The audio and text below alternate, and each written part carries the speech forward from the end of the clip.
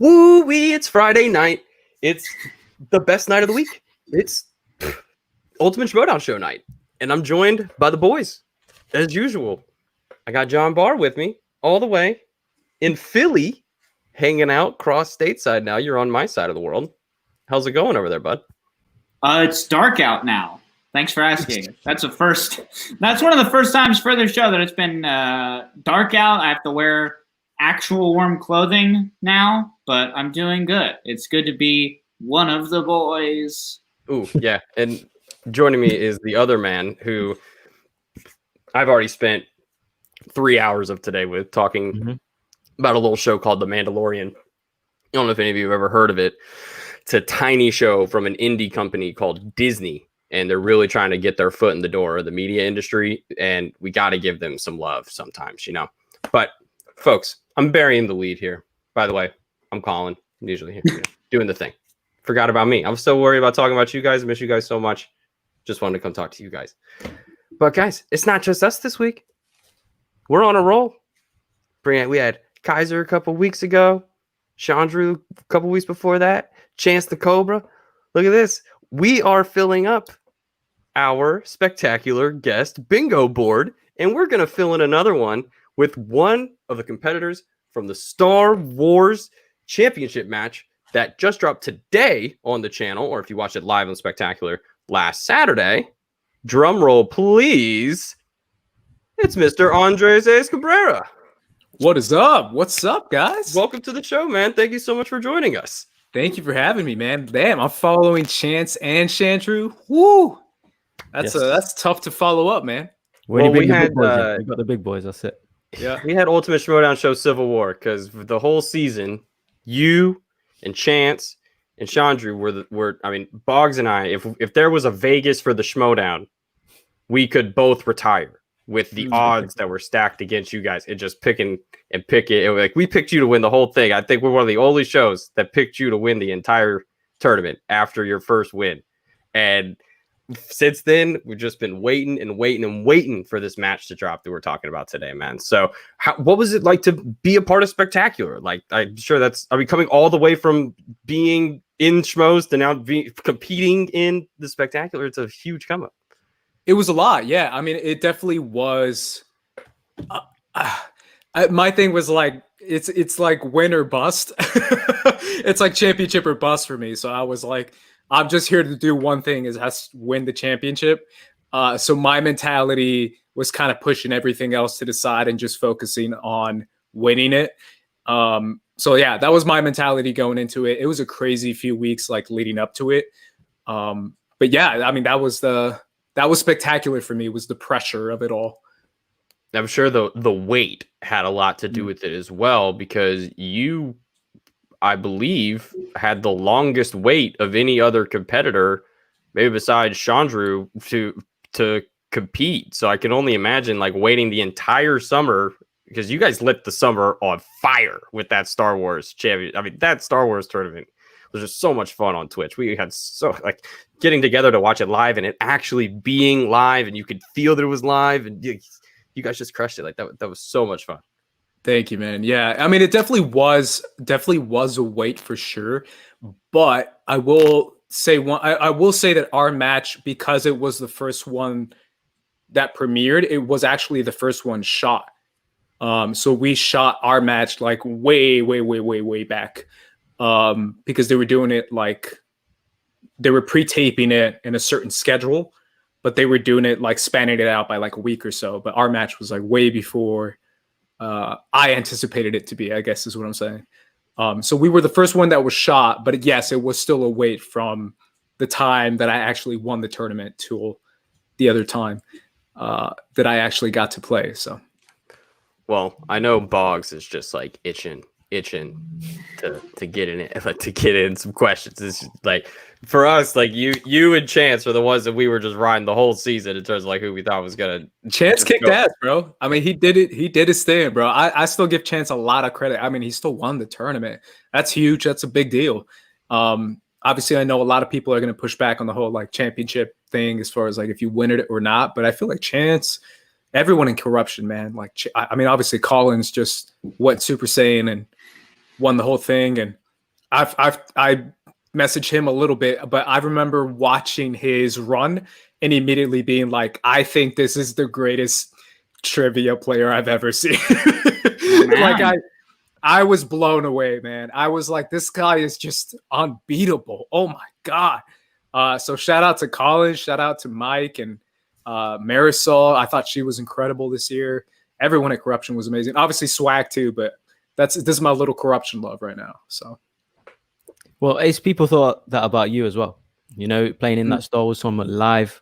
You know, I used to tweet out the matches, right? You know, via the our own Twitter handle, Twitter page and stuff. And like my friends who are I've tried to get into the Schmoedown, they don't watch it. They've never seen Star Wars before. They were watching your matches. Obviously, being 12,000 live on Twitch, people messaging me because, in the UK that came on really late. So the next day they messaged me like, yo, I watched that yesterday. I was like, what are you talking about? They was like, yo, that Dimalante against Cabrera match. I was like, what? You watched it? Yes. And they were telling me, the managers, obviously, because it was Gucci against Winston, you against Dimalante, how you won it with that 5-pointer. Yeah, you lit up the summer, man. You lit up the game. So, yeah. So, like, what you've said about Collins, people saying about you, man. And like for me, you're in my top 5, players of the year because the excitement that you brought to the game this year, man. It's like I said, it was live as well. So, no, I definitely appreciated that. Thank you, man. That's awesome. Yeah, obviously, my thing was still like, if I just got that win, I would have been so sweeter. But yeah, I mean, obviously, it's one of those things that I'm trying to focus on what I did do instead of what I didn't do. But yeah, I mean, thank you, man. I appreciate that for sure. And everyone's telling me like, hey, man, tournament run, which one was the best? A couple people said me, but I was like, man, Collins though. That might be the best though. Oh yeah. Well, it's fascinating because I feel like definitely Collins was kind of at that point near the tail end of the season, one of the final tournaments. So that was kind of the point where we had figured everything out. But there was that hot moment right, in between when COVID first hit and then Christian was trying to figure out the whole live format, that not only was there like that whole period where you were the face of Star Wars tournament, you were also kind of the face of the Schmoedown. And it was super exciting for me as someone that is not the biggest Star Wars fan and hadn't really been watching Star Wars stuff up until this point. I was suddenly like watching all these Star Wars matches because I was like, yeah, this is the Schmoedown that exists. And then that was your run, man. So I was kind of wondering like as well if there's any kind of either pressure or maybe just like this sense of accomplishment in kind of being the face of the Schmoedown, if only for that couple months.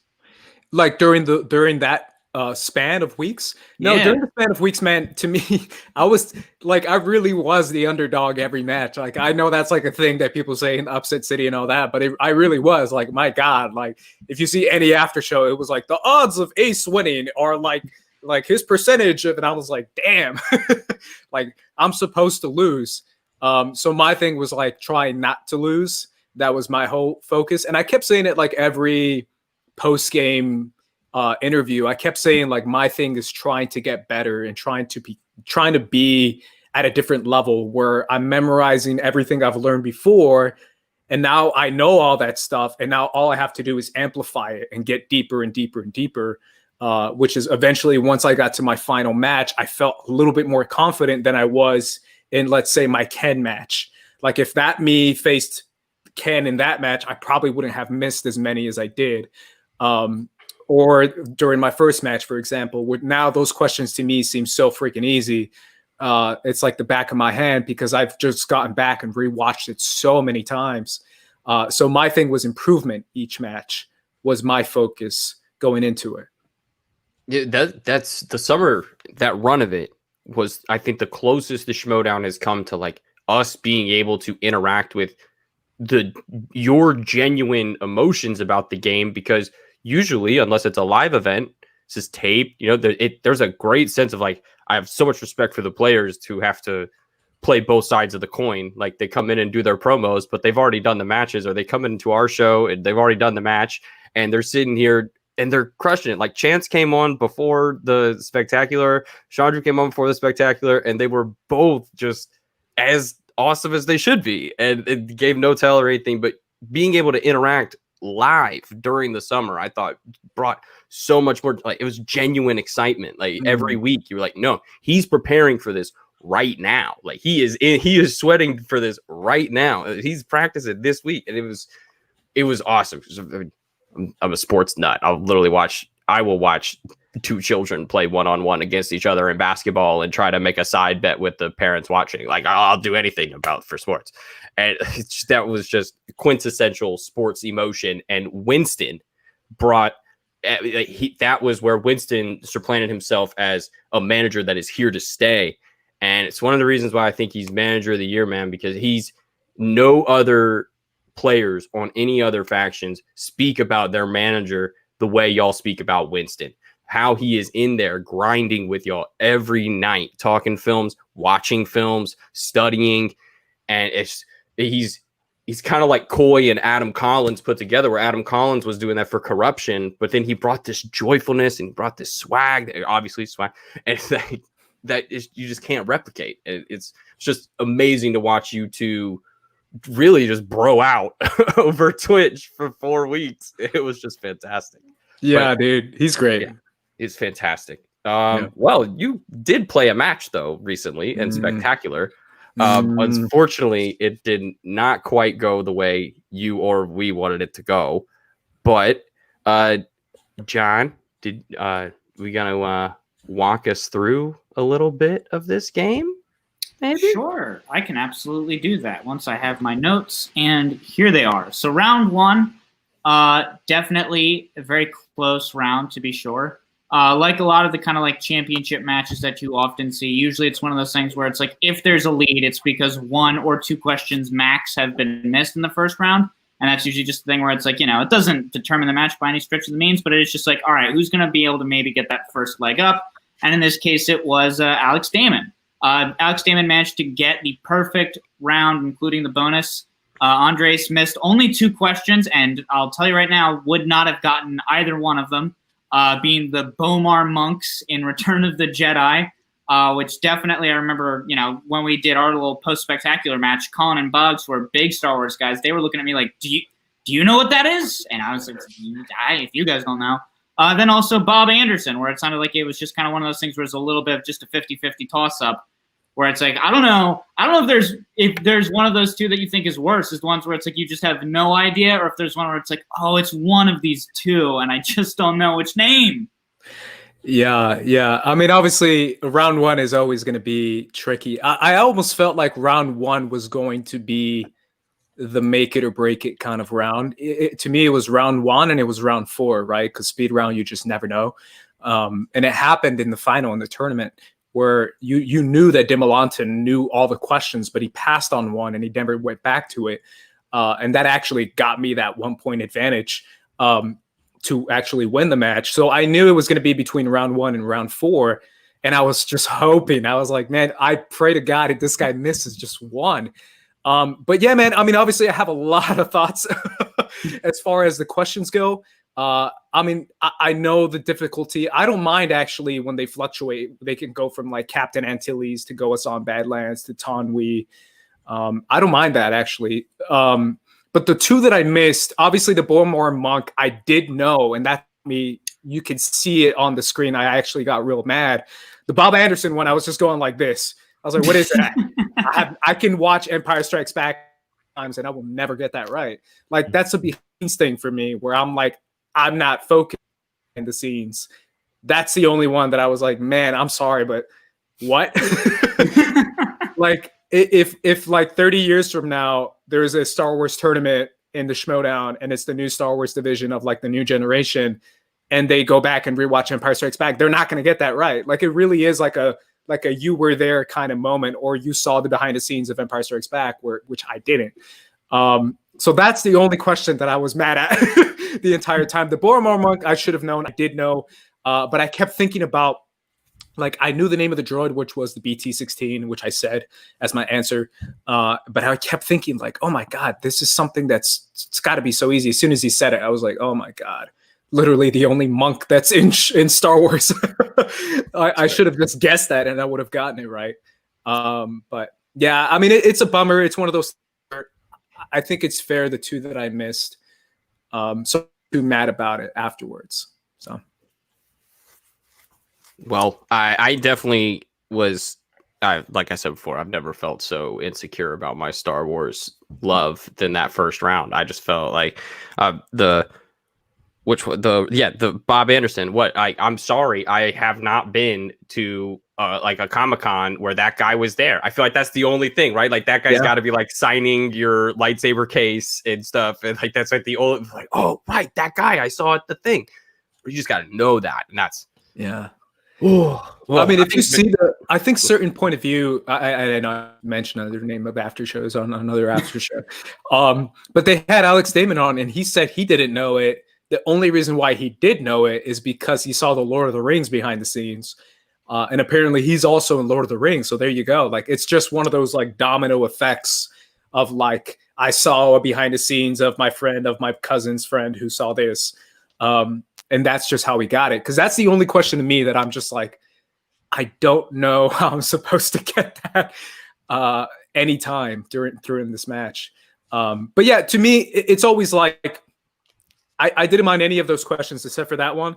And then of difficulty, you could see my face. I'm always going to be mad at the level of difficulty when it comes to Rogue One. And when it comes to the sequels in general, where I just think they're so easy. Like, I'm like, come on, y'all. You guys are asking me about the name of a background droid in the background of Jabba's palace, whose brain is inside of it. What is the name of that person's brain? And then when it comes in Rogue One, what is the planet that has giant letters that come up on the screen? And I'm just like, come on, dude. Like, this is so easy. Or like Rise of Skywalker, like, what is the name of the droid? D.O. It's like, yes, 1 point. And I'm like, that's not the same as Bob Anderson. Yeah. So I want more. What's that? I just watched it now, and Alex definitely didn't know it. He completely guessed it because I just watched his reaction now, and he was like, oh, I think you were more exaggerated, so everyone was looking at you, but he was just as like he was stumped, and he said, "Is it Bob Anderson?" Mm-hmm. And obviously happened to be so did feel for you there, man. So yeah, he definitely guessed it. Thanks, man. Yeah, I mean, round one's fine. I can deal with it. Again, it's one of those things where it's like it's always going to be a toss up as far as what you're going to get. So. I was okay with the ones I missed, which were 2. Absolutely. We got back on track in round 2, and really, like, I mean, going 9 for 10, only going to multiple choice once for major stats. I mean, that's boom. That's getting right back on track. I mean, that's the thing you usually see separates great players is their ability to gather themselves in round 2. Luckily, Star Wars is less so luck of the wheel, right? You know exactly what you're preparing for, but if you're in singles or teams, the wheel could kill you. But Star Wars, it seems like at this level, you have a good grasp on everything, where you definitely could have taken Empire Strikes Back and probably done just as well, but you wanted something more comfortable, which is obviously exactly what happened. So that was yeah, again, there's so many things that go in my head. And when you're at like this level, as far as like championship level, you start to think of like questions I've seen in the past. What do they usually ask? Like I just made an example right now, right? Where the 2 hardest questions in round 1 happen to be OG questions. I don't know if you guys caught that. And I was like, wait a minute. Have you noticed that like sequel questions are way easier than the OG questions? Maybe I shouldn't spin Empire Strikes Back. Like I'm just saying all that stuff in my head where I'm like, I don't know if I want to risk Empire when I get another Bob Anderson question in there, another behind the scenes thing that I wouldn't know, where I can just be like, oh, I've seen Solo recently, I'll do that.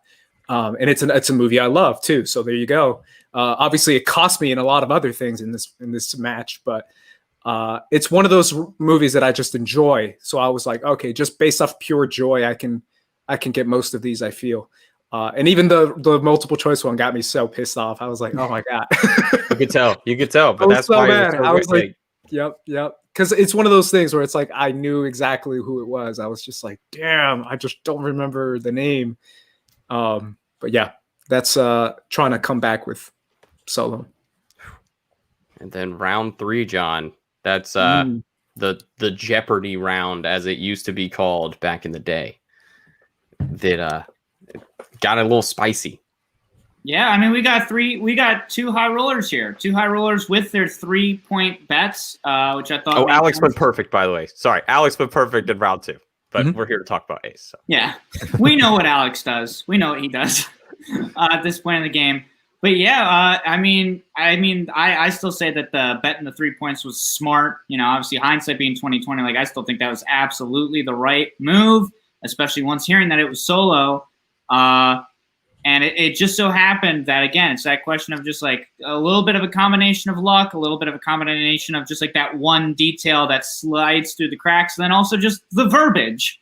Sometimes it's just like the wording of questions and kind of like the intent and everything, and it's something that we've seen kind of come up a couple times. And I also say, like, you can argue about semantics and everything. I still think that challenge was 100% legitimate by you, and I think that was a really smart tactical move, if nothing else, just because, like, even if you don't necessarily feel like the challenge is on the like strongest and like levelest ground, for a 3-point like deficit or a 6-point deficit, like, you'd be a fool not to like use every trick in the book to just be like, no, but I am kind of right if you think about it. Like, I think that made complete sense, man. Yeah, obviously this is the thing that just was the nail in the coffin, brought me down from 4 points down to 10 points down, which kind of just sealed the deal as far as like my ability to come back. Because if I was 4 points down, I still at least would have gotten to my 5-pointer, which is what I wanted, to be honest. I just wanted to see if I could do the 5-pointer and hopefully make him do the 5-pointer, which I guess I wouldn't have. But either way, that was my goal, was like, I don't know if I can beat this guy head up, like straight on, but I can maybe beat him if it's like a 5-pointer deciding it, where I hit mine and he happens to not know his. That's the only way I can beat this guy. But yeah, man, obviously the challenge was frustrating for me. I wasn't challenging. I know I got a lot of crap for it, like a lot of crap. But I wasn't challenging him. What's that? I said, sorry. Yeah. It's one of those things where I don't think I explained it correctly. I was so like flustered and pissed and a bunch of other emotions. But my thing was the wording of the question, right? I mean, you said it, John. It wasn't necessarily that Alex was wrong and I was right or anything like that. It was more like, I was like, okay, but you asked me the 3 things that crime syndicates fight for. I named you 3 things, and I named you 3 things that are named in the crawl that they fight for. Like, crime syndicates fight for these 3 things. What's a thing? Like, define thing. And that was my frustration, is like when they were like, yeah, Mark Ellis came back and he's like, yeah, we said, things, resources, same thing, but I was like, it's not though. I said, you didn't say resources though, like, because if you did, I wouldn't have answered resources. And resources is in that portion. And I know food, medicine, hyperfuel is a resource. I wasn't saying it wasn't. I was just saying, like, on a technical level, 3 things crime syndicates fight for. I named you 3, and those 3 were 3 things that are named in that portion of the crawl that they fight for. It's definitely a semantics thing. It's definitely a 50-50 thing. Like, it just depends on the day, depends on the challenger, as far as like, they could be like, sure, we'll give it to you, or nope, we won't give it to you. At least that's how I felt about it. Yeah, it was frustrating. It was just definitely frustrating, because obviously I did know food, medicine, hyperfuel. I did know that. But once I saw that I had 3 things and that they were named in the crawl, I was like, but I have 3 things and they were named in the crawl, and it is what they fight for. So technically, I'm also right. He's just more right than I am right. So, yeah. Oh, well. And I feel like, especially like of all divisions to like make that kind of challenge, absolutely Star Wars is the division to do that, because that is the division that is now exclusively pretty much deep cuts. Like, aside from some of those like kind of service level questions, which, I mean, I'll tell you right now, that proves how good of a Star Wars player you are. Because I might have gotten 2 questions right total of everything that got asked this entire match. So, like, definitely want to make sure that we give you your due here. But yeah, like, this is the division to be like, no, let's make sure we're being as specific as possible, because that's all we can do now. Like, we're past the point. Yeah, that's why, to me, obviously, that's the thing too, where it's like, if you go back and you watch round 2, I actually get tripped up in another solo opening crawl thing where I was like, repeat the question. And I had to use my repeat, because I do have the crawl memorized in my head. I just have to pull as far as like what's there and what's not there. Because when they were like the 5 first words that are said, and I was like, oh, on the shipbuilding planet of Corellia, and I have it all memorized. But I was like, what 5 words are you looking for? And then I figured out it was a lawless time, where when they were like, name the 3 things, and I was like, oh yeah, I totally have this memorized. It's, crime syndicates compete for resource, and I was like, it's one of those things where I'm trying to pull it, but I have it memorized, and that's why to me, the wording would have been the main thing as far as my challenge goes. As far as it said things, where it's like, what's a thing? Like, you didn't say resources, and that's why I was like, hey, this is 3 things, and this is something they fight for. So again, it's just a frustrating moment, and it killed me because it was a movie that I was pretty confident with. So absolutely. And I forget which match it was that Sam Levine was managing Molly Damon for, whether it was his the match versus Adam Witt or the match versus Dimolazzo. There's definitely a match where like Sam Levine was just like, yeah, here's something that I can say as a challenge. And that's not what you did. Like, you had a specific reason, whereas some folks would just kind of challenge just to be like, yeah, maybe there's something though. If you think like you had an actual reason, and that's why I personally didn't give you any flack for it, because I was like, hey, like, no, there's a legitimate reasoning behind this. And then as well, I will say, like, even after a frustrating challenge, round 4, you were right back in your bag, man, because this was the round where you kept even pace with Damon. This was the round also where he slipped up too. Like, you proved that like Alex Damon, he's tough to beat, but he's not like unbeatable. Yeah. Like, there's definitely moments of weakness, and you were able to keep like even pace with him. So I feel like even, though you didn't take him to your 5, I definitely want to make sure that you feel adequately good about your performance, because especially in that round 4, man, like, you proved you deserved to be there hanging with Alex Damon. Yeah. I mean, obviously going back to your challenge thing, that's always a thing, right? Where this year we saw a lot of challenges go from left to right, as far as like the Laura Kelly one, you mentioned the Sam Levine one, the Odd Couple had one recently that was a great challenge that they got correctly, and they were able to challenge the wording of a question. The Roca one, which I thought was insane, I will always think that's insane. There's 1880s is not the same, but there, you just never know. It's a 50-50 shot, so that's why I was like, give me that 50-50 shot. But yeah, to go to your round 4, man, to be honest, round 4, I was also slightly mad when I started hearing the questions like, who does Yoda talk to in Revenge of the Sith? And I was like, the Wookiees. Like, these are like negative 1-pointers. It's so easy that I was like, God, I thought I was going to make up ground in this, but he's going to get all these like nothing. To where like, I'm always thinking about like, can you make them a little tougher so that he can maybe miss? But we missed the same question, which again, I know a lot of people in the chat were like, how can they not get this right? These guys are dumb. It's 6. But to be fair, like, when you're counting and it's like there's a counter and it's so freaking hard. Like, I think we've all missed that. I think Demolanta and I also missed the counting one. And it's my second time missing the counting one. And Alex missed this one too, where anytime they're like, how many movies did so-and-so appear? And you're counting and you're like, crap, there's a time clock here. I might as well just say what's in my hand right now, which is what we both did. So those are tough. Those are really tough because, again, you're trying to see how much time you have left and how much you want to count, or if you want to guess it, you don't want to guess it, you want to pass. Just a lot of things when it comes to that. Yeah, man. I mean, it's not the movie Algebra Showdown. Like, it's very much fair to just be like, oh, come on, now I got to do it like that. Definitely fair. And I think also you kind of hit on the thing that made Kevin Smets, when he first entered the game, what made him such a powerful force, because he came out angry for every single one of his matches. He came into every match like, every person is an idiot that I'm going up against, and I'm going to crush them. And that's exactly what he did. So, hey, man, maybe that's what you do when you come back, whichever faction you're with. You're just like, I'm going to be the mad one. Yeah, no, that's my thing too. Where a lot of people were like, Ace is shaking. He's off his game, and I'm like, I wasn't. I was just mad. I can still focus when I'm mad. Like, trust me, I'll be sharp as hell. Like, you saw me in the speed round. I was pissed the whole time. Like, I even had like my hand over my mouth. I was so mad. But at the same time, I'm still gonna get them all right. Where I don't think it's taking away from my focus necessarily. And yes, by the way, to answer your question, John, yes, next season is pure.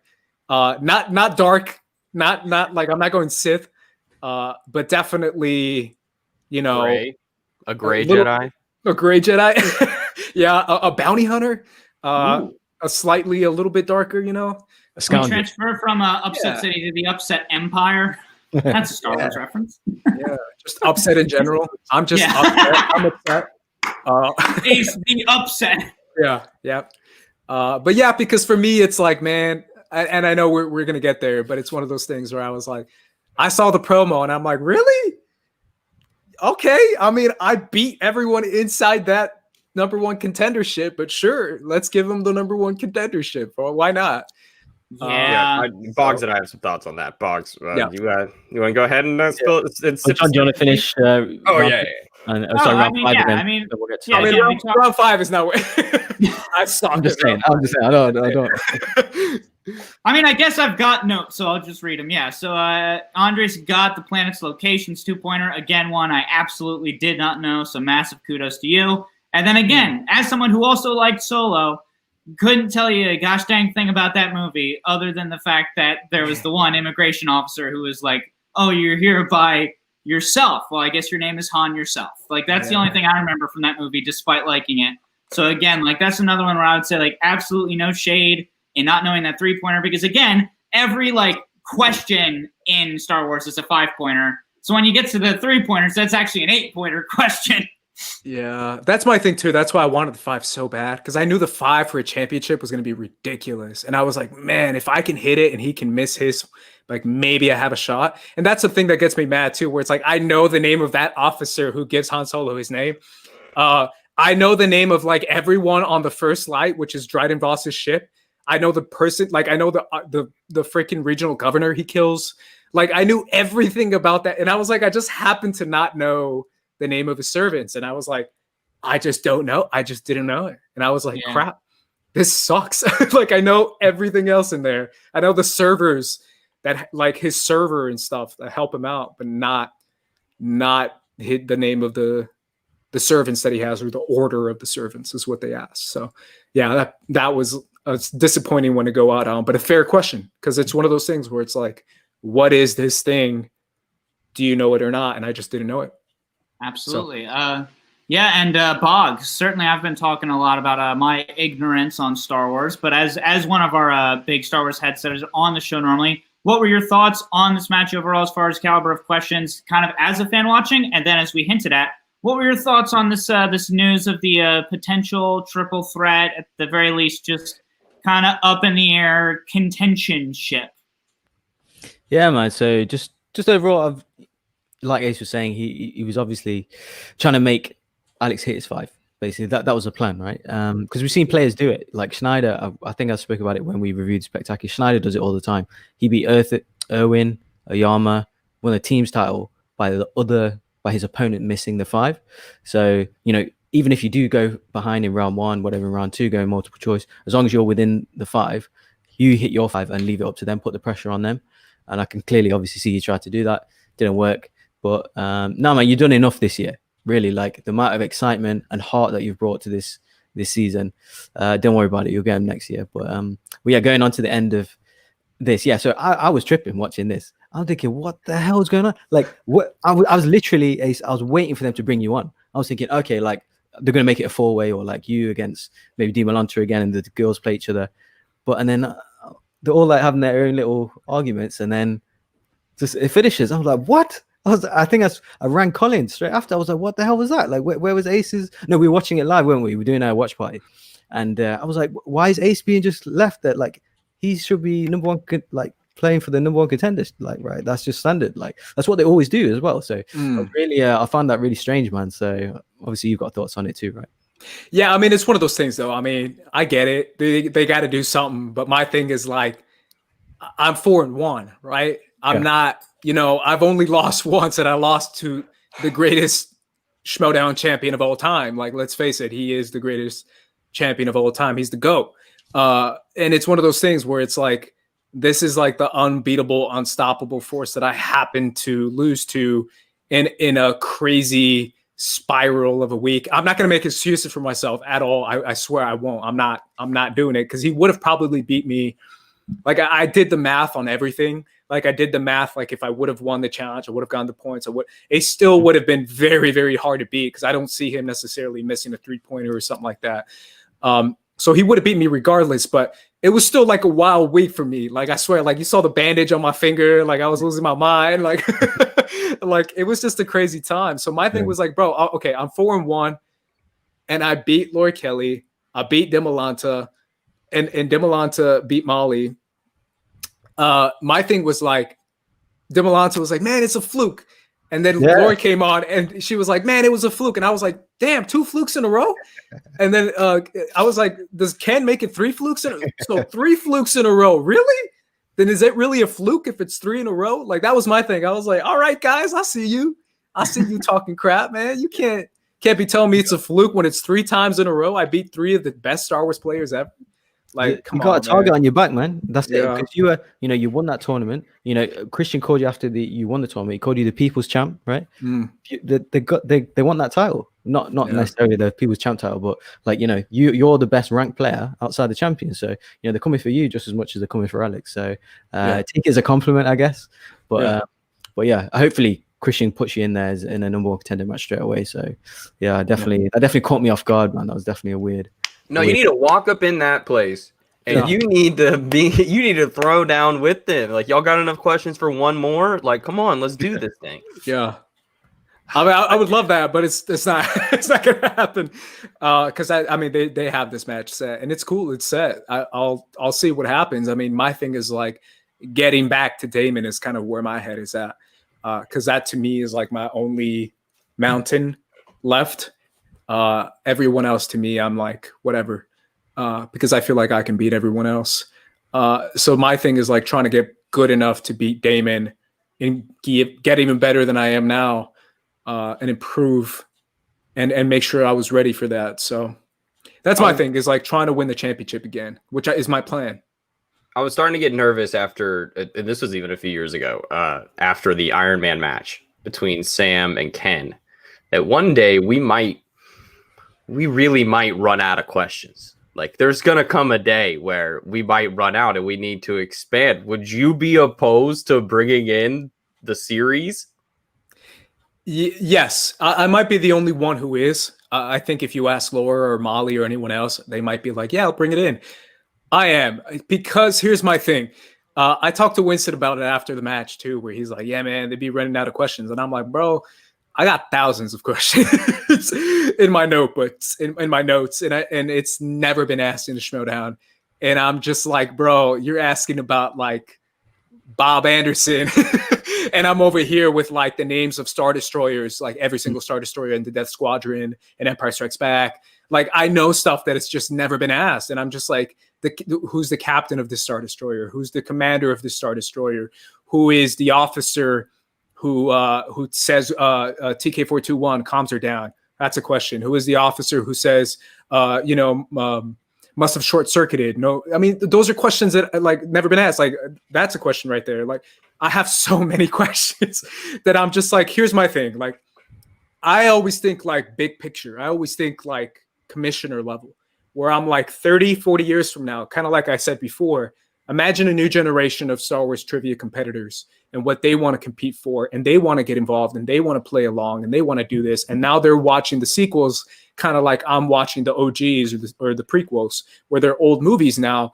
If they want to get involved, it's a little bit frustrating for them to be like, hey, you have to go back and watch the Clone Wars. Hey, you have to go back and watch Rebels. Hey, you have to go back and watch The Mandalorian. It's a little bit more accessible and a little bit more cool to get a bigger audience and to get more people involved. If you say, hey, watch these 12 movies and get excited, or watch these 13, 14 movies, whatever they are now, and get excited, watch the movies, have fun, enjoy them, and see how many questions you can answer. That to me is cool. That to me is trivia. That's more accessibility.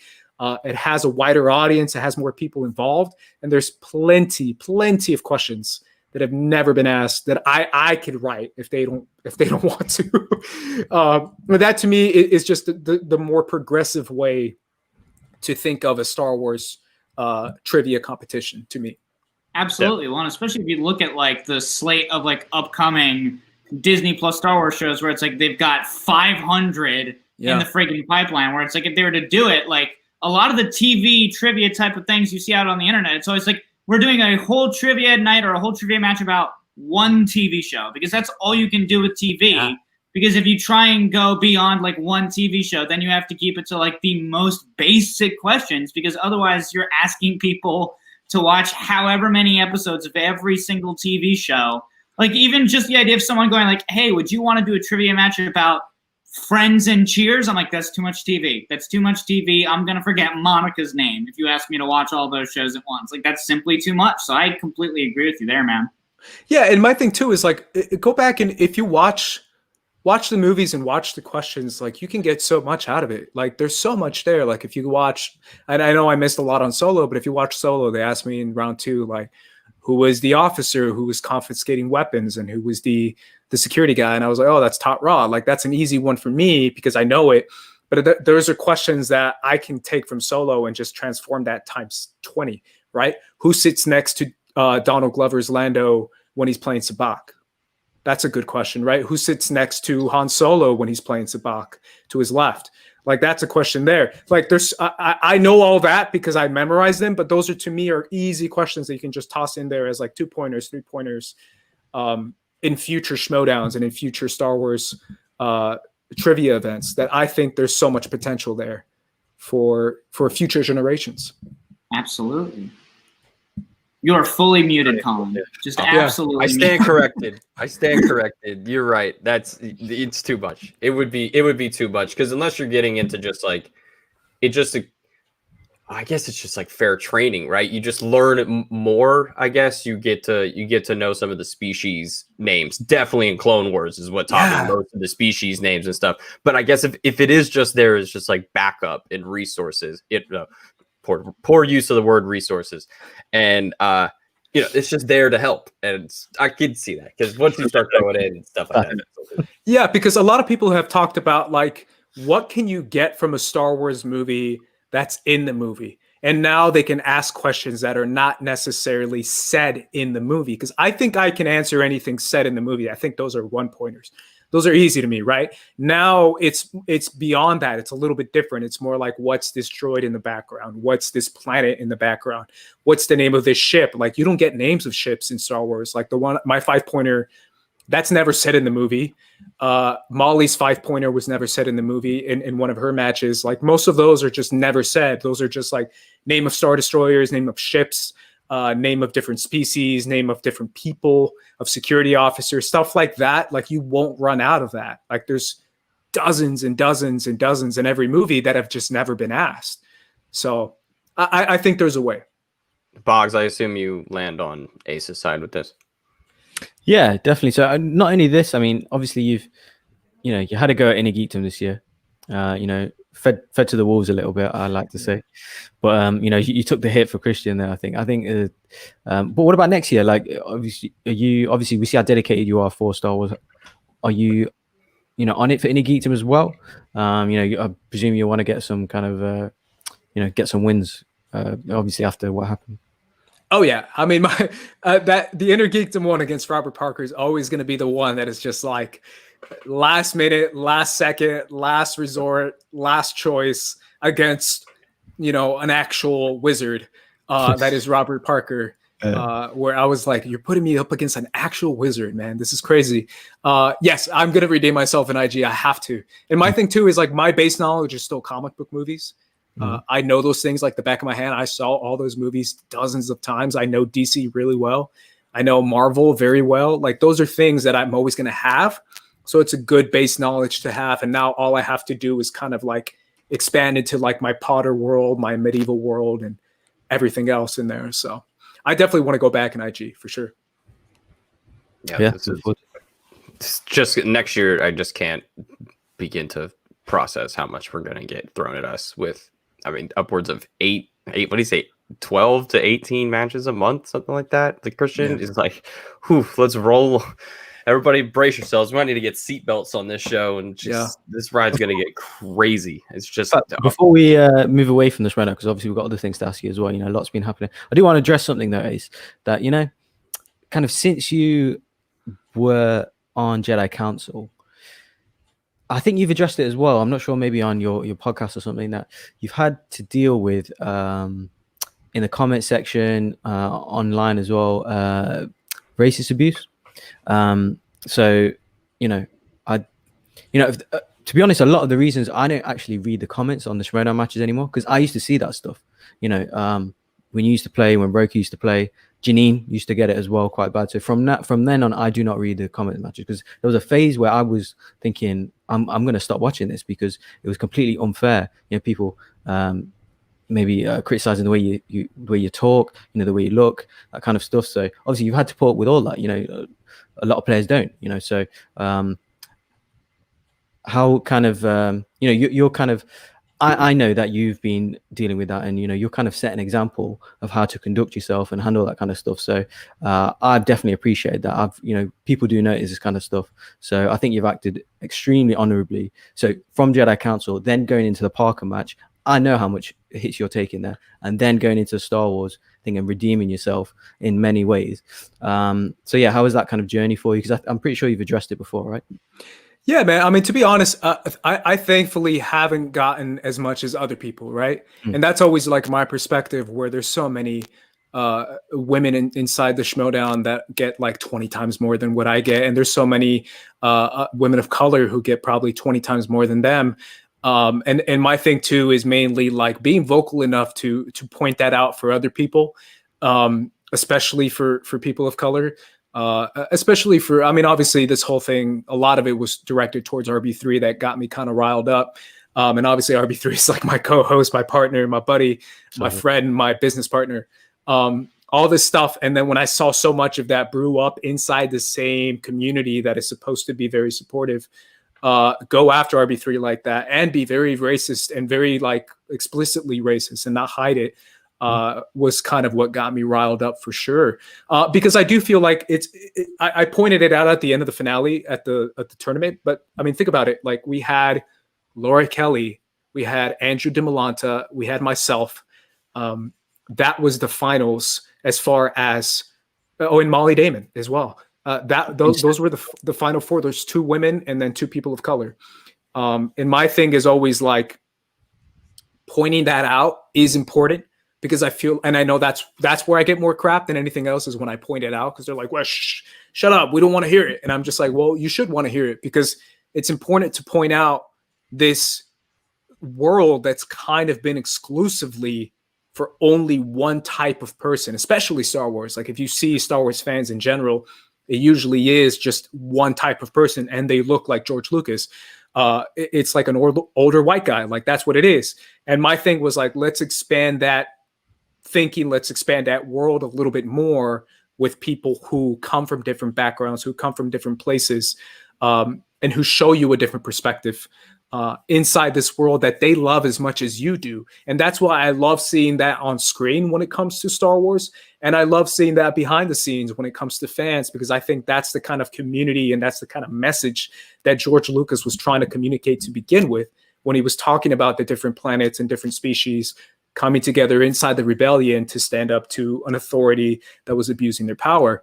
And that is the message of Star Wars itself. So I love that I'm in this division because of that, because that's, to me, is what Star Wars will always represent. And that is frankly what Star Wars does represent, regardless if people want to acknowledge it or not. So yeah, it's to me, it's make sure and point it out and make sure and stay true to it. Because that's when you start to lose people, is when you ignore it. And when you see my friends like Sabrina and RB3 get so much crap, that to me gets me riled up. And I have to be the one to be like, hey, this isn't okay. Yeah, well said, man. It's it's definitely a pressing issue. But yeah, I'm glad. So that's what I mean for you and DiMolanta to play in that final with Winston there. Yeah. Man, it meant a lot for a lot of people. So yeah, definitely that's why, you know, they called you the people's champion. I think that's why people were so passionate as well. You know, people that, you know, the Patreons that would come on and talk to you afterwards. So yeah, it was definitely a beautiful thing. That was the best part of the year for me, that whole tournament, that whole journey. So yeah, man, I loved it. Thank you, man. I appreciate that. Yeah, I think it's also that same kind of mindset that also fueled the support and the strength of S.W.A.G as a faction as a whole. I think Winston did an incredible job of building a faction that reflected all of the different kinds of people who love trivia. Like if you look at like the star players of S.W.A.G, who, by the way, you were also kind of like leading the charge of like halting Finstock Exchange, who everyone had written off as just kind of like, oh yeah, they're going to win. They're just going to be the faction. You were the thing that like kicked off immediately, like, no, you guys have to stop just paying attention to the old guard. because it was like you, and then of course Chandru, who did an incredible job in Inner Geekdom, Paul Oyama, Liz Shannon Miller, Adam Klavick, like so many people that also just kind of like helped really skyrocket and also helped just like prove that like everybody deserves their chance, because if you give everybody a chance, you're going to get your socks blown off. So again, just kind of like looking at that momentum as well. What was it like being a part of a faction like S.W.A.G that really did just kind of like rise up in a lot of ways and just kind of silenced a lot of people, I would say? Yeah, I mean, number one, it has to be Chandru, right? I mean, Chandru is the prime example of what can happen when someone outside of this world comes into the trivia world and they know they can beat everyone, because that's what Chandru is, man. Like, obviously his confidence is crazy, but it's because he's crazy. It's like, I've trained with the guy, I've seen what he knows, and I'm just like, damn. Yeah. Like, that's why when he went up against Smets, I mean, obviously I love to Smets, but I had no doubt. Like, I had no doubt in my head that he was going to beat Smets, just because I saw my level inside Star Wars, and then I saw his level inside IG, and I was just like, holy crap. This is like times like 30, 40 films. This is insane. And he absolutely did that, and he deserves that, because this is the kind of guy who does count how many things are in the frame and does know all the spells in Harry Potter and all that stuff. Like, he knows what he's doing, and he's the best example of that. Obviously, Paul, I met Paul last year when I did my match for the Robert Parker match, and I've never met him before. Man, the guy's so nice and so cool, and he's legit a genius. Like, homie's a genius. He knows what he's talking about when it comes to movies. He loves it, like, from the bottom of his heart, which is so genuine. And it's so cool to see people like Paul, like Chandru, like Liz, who's a beast, get the support from Winston, who is obviously I'm biased, but to me, he's the best manager, because he's just so invested, like so invested, to the point that, like you said, Colin, he really is there every night. And I'm like, bro, you got stuff to do, but you're still here, helping us out and making sure that we're ready for everything and making sure that we're good to go. That's who Winston is, and it's super cool to have that. So yeah, it was great, man. S.W.A.G is obviously, I don't know what's going to happen with the faction stuff, but S.W.A.G is definitely, he'd be a fool not to keep you around.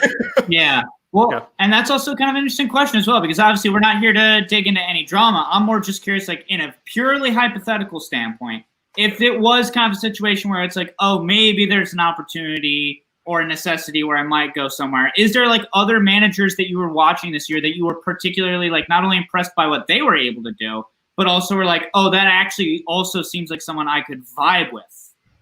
Interesting, because I'm trying to answer your question the way you asked it, so I'm trying to be careful. Are you asking if other managers did a good job? If you're asking that I would want to play for other managers and who they would be? I guess it is kind of a two-pointer in that, A, did you think any other managers did a good job? And then B, are there any other managers where you were like, okay, if I couldn't play for Winston for whatever reason, they might be someone that I might have a good time with, might do well with?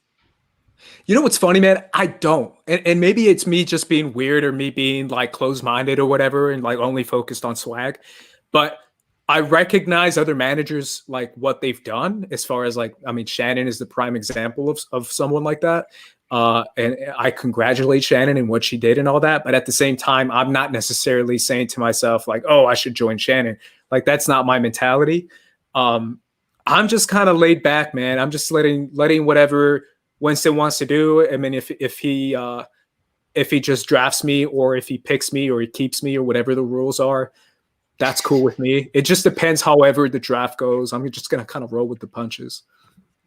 I think the closest would be Coy. I think the closest thing to Winston in terms of like what you can get from an all-around manager, at least someone who's got the potential to be what Winston is, because that he's above and beyond. I've sat here for the last few weeks and just blown smoke up his butt. Like he's unbelievable without.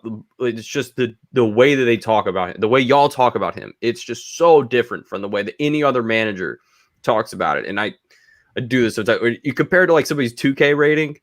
Like Winston's 2K rating is higher than every other manager's. He's just so well-rounded at everything. Like some of them are like 3-and-D guys where it's like, all right, I know I can count on them for this one thing. I know I can count on, Bobby Gucci to come in and talk smack, have my back. but that's like about it, right? He drafts players and he brings players in that he knows he doesn't need to sit in a room with and train. They do it themselves, but it's not necessarily not the environment. But I know that Craig the Barbarian has been huge for them in terms of like gathering them and studying with them, but he's not the manager. That's Bobby. But the way that Winston has been able to get a hold of, like, I feel like he's like the Mark Cuban of the league, where he is the most fun manager and the most dedicated manager to the game, where he's living it, he's breathing it all the time. And I know there's a little piece of almost every other manager, because I can't speak for him, but it feels like they're just a little bit not as in it as he is fully gone. Like, he has waited his entire life to be a coach or to be, an owner of a team. And he's like, I am not going to mess this moment up. And we are going to ride this thing all the way to the end. His moment of the year is him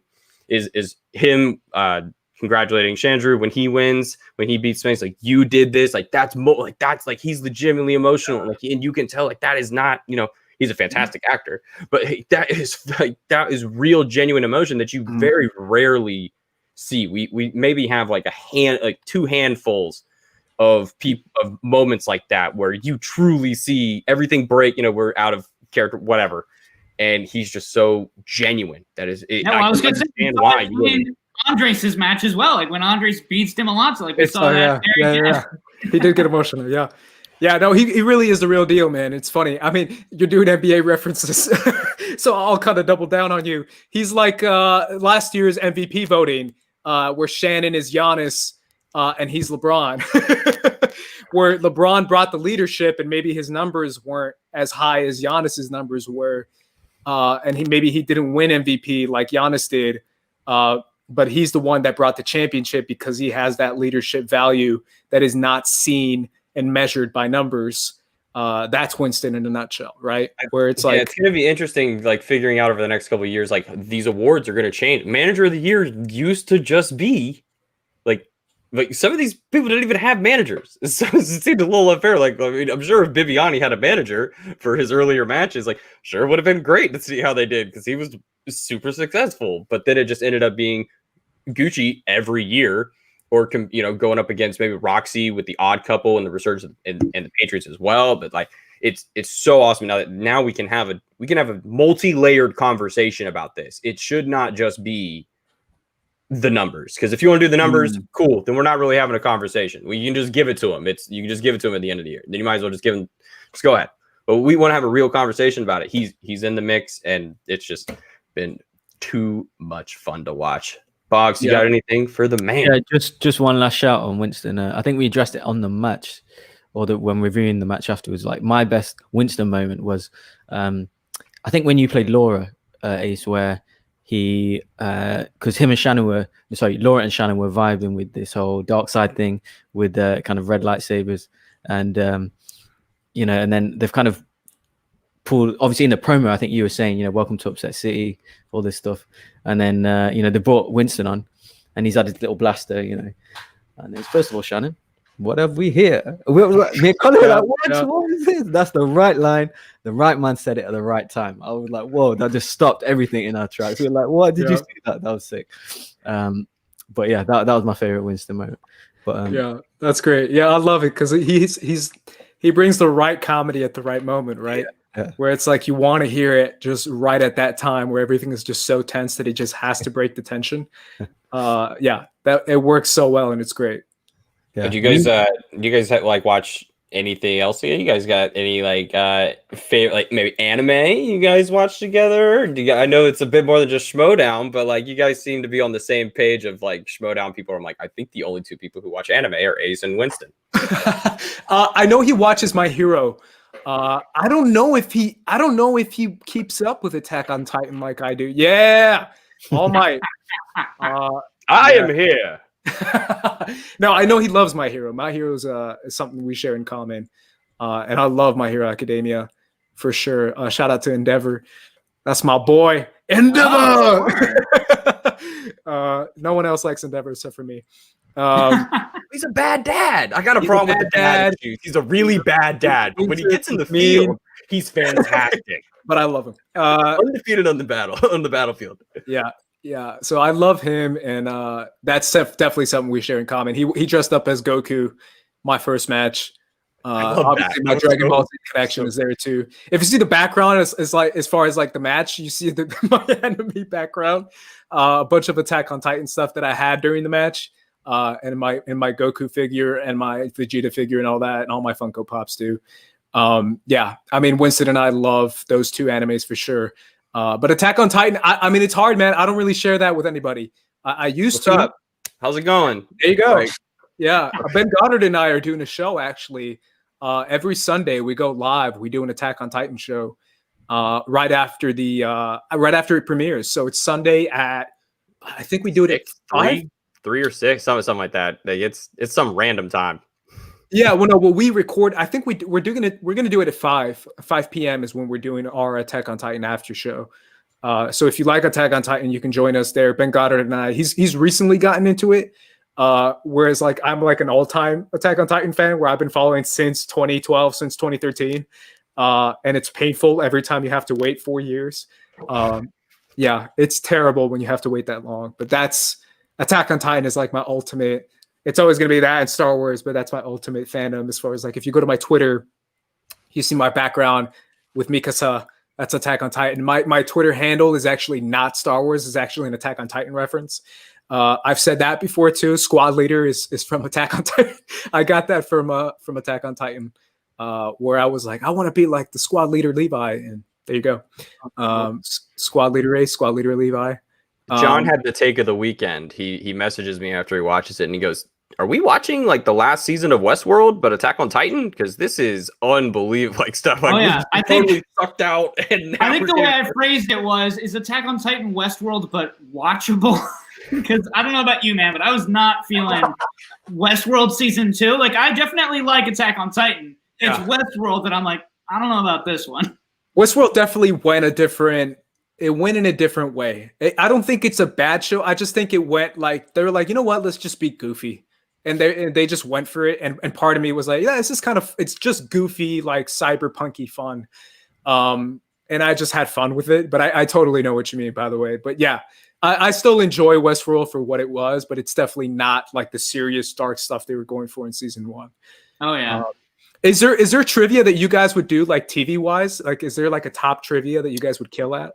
I'm curious. I don't know why I want to ask that, but I mean, I guess just because it was the first TV show that I like super got into, even though I don't dig it as much anymore. But like Buffy the Vampire Slayer, that one. Also, I mean, if we're talking about anime, like one show that I've watched maybe more than anything is Full Metal Alchemist Brotherhood. There you go. So that might also be one as well. Oh, and Gravity Falls too. Can't forget that one. I own the Journal number 3 somewhere back in LA.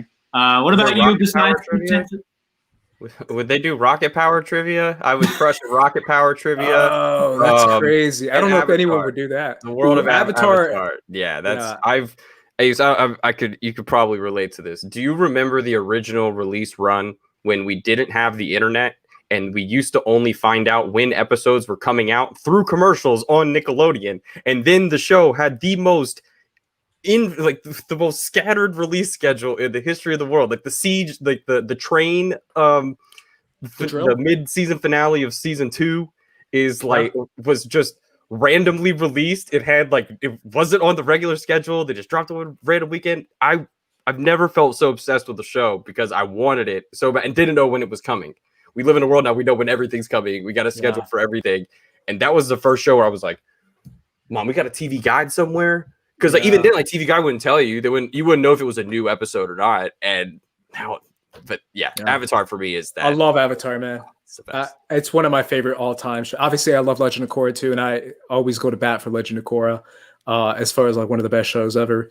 And I remember forums. If you remember that, when you're like really into fandoms and you go to the forums, I did that for Star Wars for the prequels when those were coming out back in like 2000 and 2001.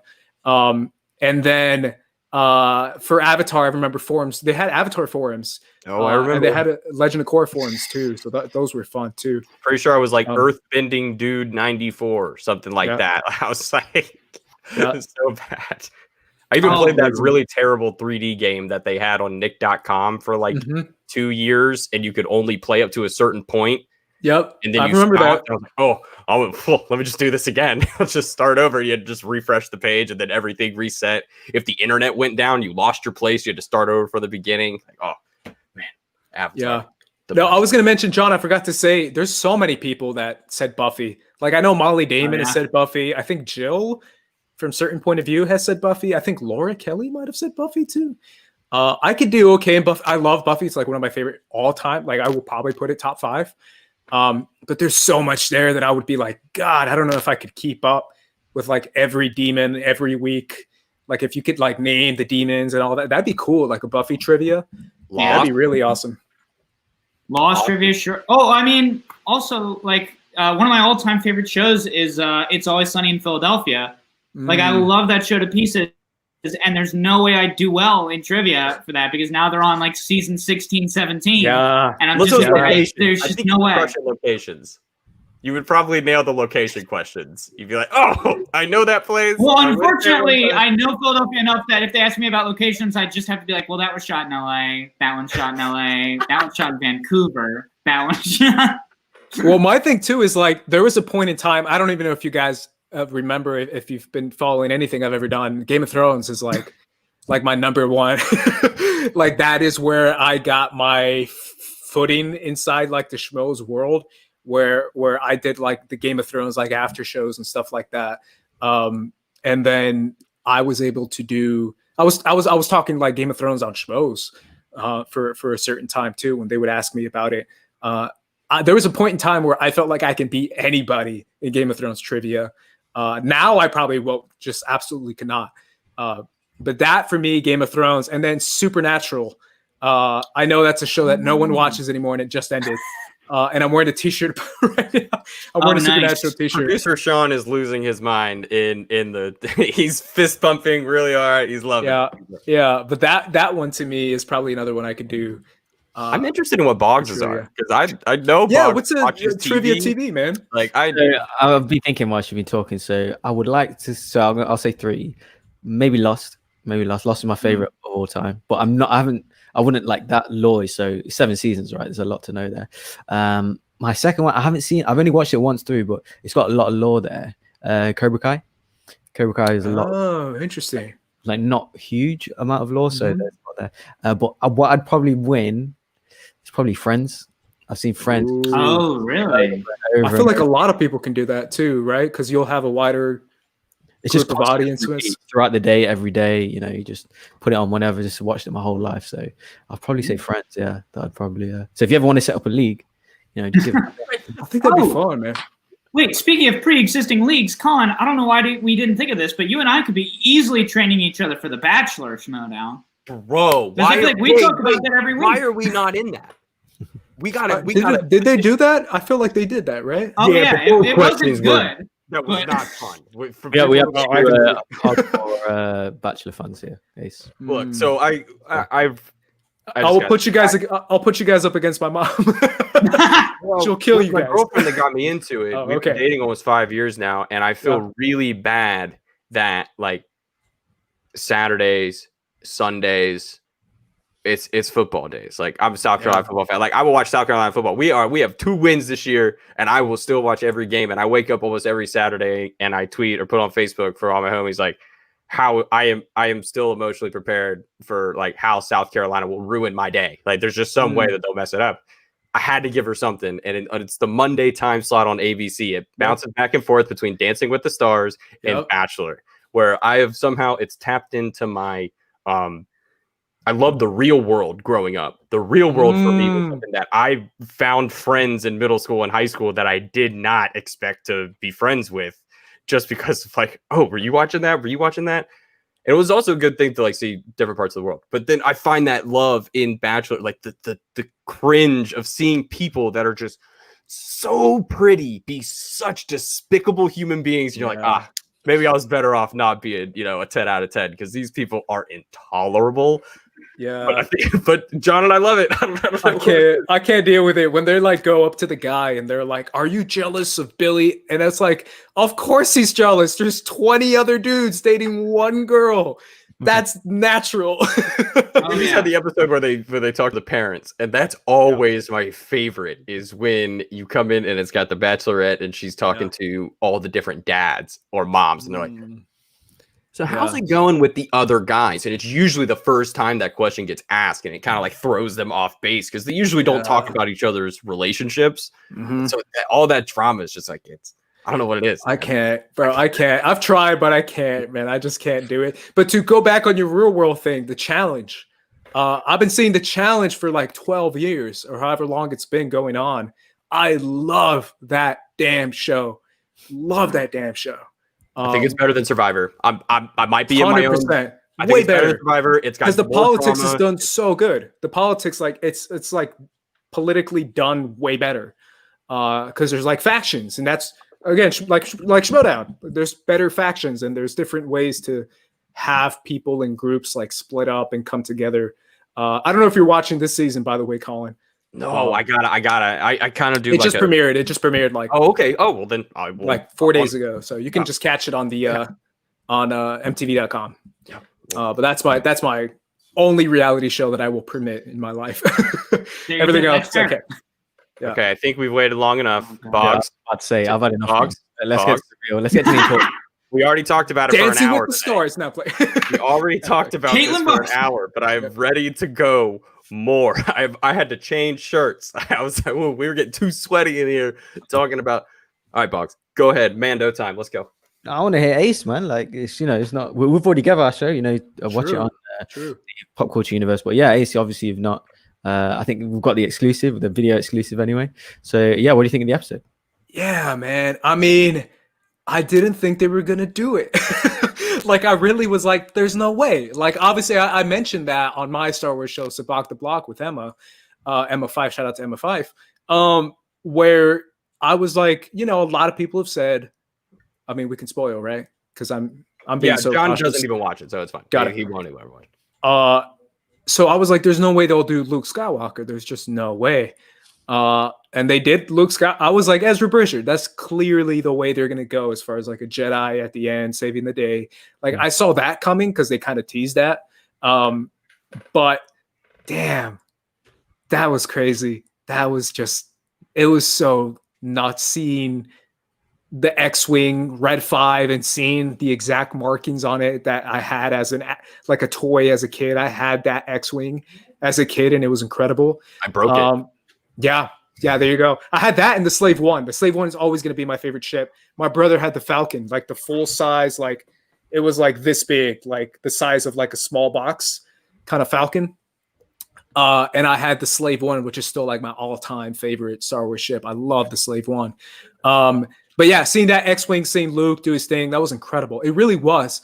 But what really nailed it for me, man, was to me, it was like the whole, like a lot of people have said this is like a video game show, but the whole like mission complete thing for Din, for Mandalorian, where this is his mission. He completed his mission and he did what he had to do. And it just fit so perfectly, right? Where it was like the two Lego blocks just coming together where like, yes, I feel so satisfied with the character of Din, the progression of where he started and where he came, and where Grogu is going. Like as far as like him being in good hands with Luke Skywalker, that whole idea of like passing it down to a Jedi was just so satisfying. And the score, Ludwig just going off, it was incredible, man. It really was a great way to end the show and to end the season. I loved it. I really did. Well, producer Sean Flexen wants to come on in and give his thoughts. I mean, I might even tap out for a hot, quick second just because I have not seen the new episode. I'm not worried about spoilers, mind you. But I will tap out and maybe someone else will tap in. I don't know. Did I mess up? No, absolutely not. I mean, I'm just excited for what's about to happen because usually he'll just leave and come back, and it's usually very fun. He's gonna be eating. I love the episode too. I agree. I didn't think it would be Luke. Yeah. And B, I didn't think they would show his face. Ooh. Because like they tease it enough before they reveal it, like it's Luke Skywalker. Come on. The hand, the saber is like the X-Wing. He's like, come on, But I understand how TV works. So you like some people still won't get it. So you really have to show it. I get it. I wish they didn't because I think it's more effective if we never saw his face because we know the people who are really watching the show. We know who it is. Mm-hmm. So I was surprised they showed his face because the CGI didn't look that good. No. So I was just like, No, we're good. We're fine. We're fine. Okay. So I was just like, oh, geez. I wish you didn't have to, but I get it. I get the reason. I did watch it in like I watched it on my computer screen, which is not 4K, and then I watched it on the 4K TV. It looks a little better in 4K. Like it's not like I don't know what it is. It might be some part of the file or something because you can just the nerdy side of movies and stuff. You do lose some. There is some loss when you don't watch it in the original. Yeah. And it was you could definitely tell there was it was a little glitchy, but the 4K I just watched it again when my girlfriend got home and I thought it was fairly crisp. I mean, there were moments the moment that kind of got me where I was like, was when he's in the elevator and it's a long shot. The long shot was a struggle. I probably wouldn't have stuck with the long shot if I was them. I get that it's a pretty hallway, but the long shot was a bold strategy to keep the CGI kind of pure. I guess it's hard. It's hard, and the talking it did get a little weird. Yeah, it was. Well, the only thing I might say I maybe disagree. I don't know if is Grogu really safe because I mean eventually we know what Ben does and. Maybe Grogu's there too. I mean, maybe he's part of the Calvin. We don't know. So like, Anakin Skywalker revenge. She's like, Grogu, you escaped my Order 66 at the Jedi Temple. Now my grandson Ben Solo will finish what I started. But it's like the most evil, like dark thing that could happen to Grogu is him getting caught up in the crossfire of Ben Solo. That is absolutely a fair point, and I've been seeing that point everywhere. What the? Oh my God! We got Batman.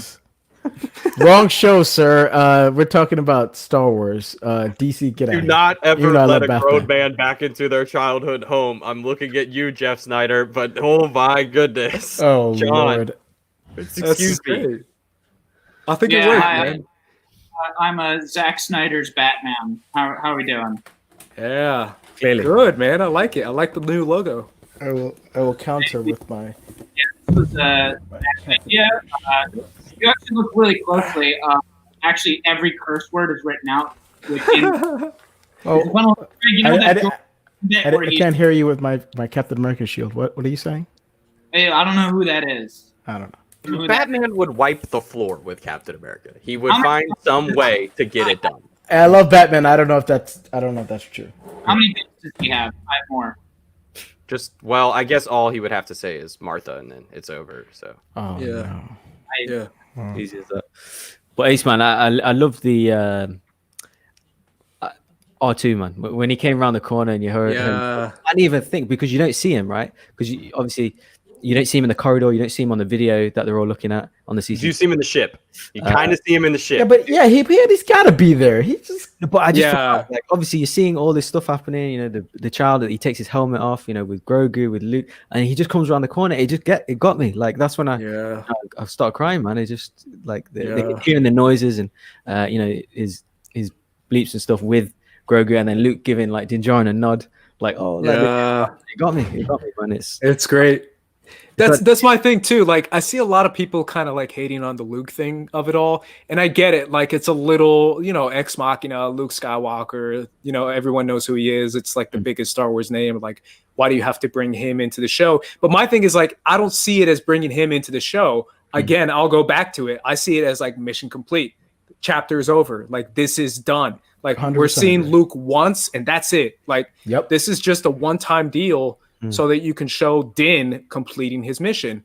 I don't see this as like the adventures of Luke and Grogu or, Luke and Din. Like to me, this is like a one-time cool moment where you like unlock the key inside a video game and you complete your mission and your journey. And that's why it worked for me because I still feel like the emotion and the character beats are still inside the main character, which is what you want from a TV show. It's not inside Luke. I was crying more for Din than I was crying because I saw Luke, if that makes sense. Where I was like, man, I feel more for this guy than I do for like Luke Skywalker and R2-D2, even though I know Luke and R2 more. I feel more for Din because that's like his kid. So I'm like, that's why it worked for me. It was like a 16 episode escort mission that's over. Yeah. So go back to your video game reference. Luke, to me, is an NPC. He should not be a playable character in the show. He is you go visit him. He sends you somewhere else. Like, if you need to go ever see him again, he does not need to come with you where you're going. He stays in that fixed location, like a quest giver in World of Warcraft. And you go click the little exclamation point. He's like, oh, I have a journey for you. Go collect 5 of these things for me, and then you can have your Grogu back. Like, whatever. Like, it just seems like the scale, they knew what they were doing. In Filoni, we trust. This man has somehow led the most, like, my tent poles of my life now. Like, Star Wars Rebels and Avatar are it for me. Like, if I gotta have like the things that he's solely responsible for. I know he's not solely responsible for Avatar, but the imprint that he left on that crew lasted for 3 seasons. And for him to be able to finish his story or to continue telling this story, and now he's got 2 new shows to do it in too. I can't even. My mind is stretched. Well, 3. Can't 3 new shows. Yeah, 3 shows now. With the Boba Fett thing. That's, oh my god, it's too much, guys. How are we gonna get more? Ace, I have a question. Because I probably have an unpopular opinion about Grogu. I'm happy he's off the show. Because I was explaining to the guys, like, at some point he's gonna become a writer's problem. Like, because as he starts getting more comfortable with the Force, he's just gonna, like, you have to figure out how he can't help Mando do things. Like, oh, we gotta leave Grogu behind. We can't, like, it'd be a problem having him around because he would just save the day all the time. Yeah. And it's called The Mandalorian for a reason. I don't, like, want Grogu to be, like, stealing the show. I get he's there to sell toys and he's done his job, but the show is called The Mandalorian. I just want to see him. I want to see what the next chapter in his story is. So I'm kind of happy Grogu's gone, because otherwise, the longer he stays around, they just have to figure out what are we going to do with him. Exactly. And now they don't have to. I love that. I love it. I'm not happy he's gone, but I'm satisfied. Like, I just feel like that's a better way of saying it. This chapter is done. Like, we did it. We did the Grogu thing. He was cute and it was adorable. He did what he had to do, and now he's going off to do his own thing. Like, this show is all about Din and the Mandalorian, and this chapter of his life taught him what he needed to do and what he has now in the future of Mandalore, as far as what's going to happen with the Darksaber, with Bo-Katan, with the armor, whatever, if that comes back. Yeah, I'm happy that Grogu is doing his own thing now, because the show can now focus on what's going to happen now with Din. I think it works. I think it's bold. I think it's cool. I love that Disney did that, and they didn't want to just keep it around just because of, like, little kids like it or just toys. But to me, it makes complete sense, where it's like, otherwise, it's like you said, it's like Grogu just being there the whole time it's going to start to not make sense in future seasons. So yeah, I love that. Yeah. And the lead up to, I mean, the moment where Moff Gideon says, "Are you going to kill him right now? Now's your shot." I was like, there was a split second where I was like, "Ooh, she definitely is thinking about it. She has not ruled it out." Oh, yeah. You're talking about Bo-Katan? Yeah, talking about Bo-Katan. She just definitely had the vibe of, like, oh, that's not how this was supposed to go. Like, like, just immediate defeat. Like, oh, just immediate change of phase. The door opens. He's holding it. I don't know if I've seen so like, he's holding it in such a non-normal lightsaber way. Like, it's kind of like out to the side. It's not like down or pointed. He's like ready to slice him at any point. And now I go back to Star Wars Rebels. And we talk about this, the Kanan with the Bendu, and then that whole area, and then bringing Sabine to that planet to teach her, like, this is how, we could get into some of that, where, like, we will. I guarantee we will, especially now that we have Ahsoka, right? We have an Ahsoka show. Like, how is Sabine not gonna show up? Like, she has to. I still think Ezra's gonna show up. I mean, now that we have an Ahsoka show, why not? It makes total sense. To me, dude, the only thing that got me, and this is just me being honest, is, like, last episode we just killed thousands of stormtroopers in that building, but right when he had the spear to his throat, he's like, "I'm gonna spare your life, bro." And I'm just like, just murder this guy. This is the guy giving out all the orders to the stormtroopers that you just murdered these past 2 seasons. Like the whole like I won't kill the leader, but I will kill their subjects. Is just crazy to me. I was just like, I want more murder. Because it's Kara's point, right? Kara said we need to bring him in. Yeah. For questioning, and I'm like, oh, do you really? Yeah. You could pull an Anakin though, and just be like, Anakin and Revenge of the Sith, as far as like, well, he was, we were in the heat of the battle. What was it me that this episode was just getting kind of boring, seeing them just kill like mindless stormtroopers until it was just like, all right, I get it. You're killing stormtroopers. I get it. It was like I thought it was cool because they try to do it in different ways. I feel like, and the score helped too. Like the score was different, man. The score was hitting different in this finale. The score was incredible. Like, is it available so I can buy it now? That's what I thought too. More of my money. I wanted to. I looked it up right away because I was like, I need that score now, because that's why it worked for me. Those action scenes. You're right. It might have been redundant if to me, but what made it work was the combination of like, this is just like mindless stormtroopers getting shot everywhere. But man, that score was just like, it was like a club, like straight out banging, and that's why I was in it. I was like, dude, Ludwig is just going off right now. I'm just letting him go off. 2008 Excision on in his head, just like hardcore headbanging EDM, and he's like, "How can I bring this in to Star Wars?" Like this dude, he's changing, he's changing the game. Oh, I love it, man! I love it. Oh, sorry, go ahead. Sorry. No, I was just saying I love that. Yeah. No, I was gonna say, was there anything from John? Are you okay? Actually, I keep looking over and checking up. He's brooding. He's brooding. Okay. I don't think he can hear you. Now play. So much dust in this mask, and I should have looked before I put on the mask. But it's just full of dust, and now my face is full of dust, and it's great. Oh no. Okay. No, but as Batman, I'm also glad that Baby Yoda's gone, because I don't think Mando ever used him right. He should have been treating that baby like I treat Robins. You just kind of take one of those, and you just kind of go, "Whoop!" and you just go see what they do in there. Give him a battering. Yeah, exactly. I'm just like, hey, you're a kid, right? Here you go. I got you a nunchuck. What, do you want him to smack him too? Like, no, I toss him in there. I just toss him right in there. I just go like, hey. You got to do the Batman voice. Oh man, I don't know if I can do that. You don't have to do anything. Hold on just a goddamn second. You don't get to tell me what I do. All right, I have so much money. I don't have to do anything. I'm rich. That's right. I was in Star Wars. I was in Star Wars. I'm sorry. What? I just paid my George. I said, "Hey George, I'm Batman. I've got money. Put me in Star Wars." And he said, "Sure thing, Bruce, or any name besides Bruce as well, not just that one because that's not my name." But yeah, I was in Star Wars and I beat up Luke Skywalker. It's not a big deal, but I just beat him up. I beat him up really good. God, you look fantastic. Are those gauntlets are they deployable? Do they shoot out like? With these? Oh wait, no, they're a little flimsy. Oh yeah. What are you talking about? This is technology. All right. They look better far away than up close. This one's AI. Okay, this one is entirely made of AI. This one's drones. This one I tear off and it's drones. Okay, don't freaking talk to Batman about his gauntlets. Yeah, if you tear it off, will Martha sew it back on? Oh, I swear to God, if you say that name one more time, I'm gonna freaking piss. Okay, you gotta watch out. I'm Snyder's Batman. I'd say bad words now, like bastard. Oh, let me ask you something, guys. From you don't want to keep talking to me? What enough? Are you not entertained? That's a Batman quote. True. Ace, from the Disney investors kind of shows.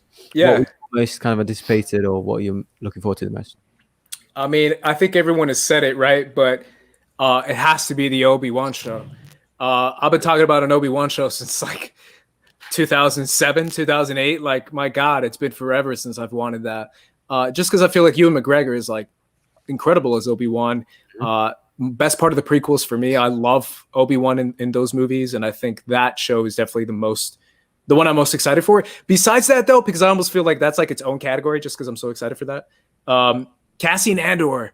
That show sounds dope, bro. Like espionage, undercover type stuff, like K2 Rebellion versus Empire, K2. Like, to me, I think that's such a cool idea, and I'm happy to see his character again. So that would probably be my second or my top two. Mm-hmm.